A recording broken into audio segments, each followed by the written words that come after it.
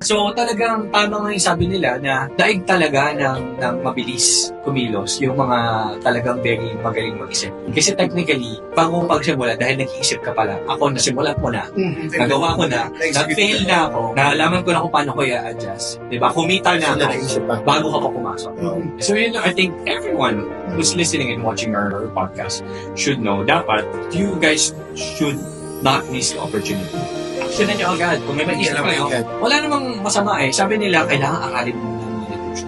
Totoo yan, depende. Depende kung anong klaseng negosyo pa kayo. Kailangan talaga may business plan ka. Kailangan talaga may market study ka. Ngayon, ang sinasabi kong depende kasi sa complexity. Depende sa market na papasukin mo, sa barrier to entry ng business. Aralin mo.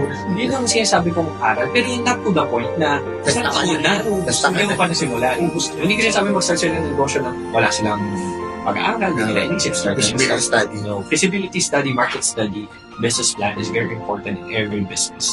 Talaga yung pinaka-importante. So yun yung isa sa advice na magbigay ko sa kanila.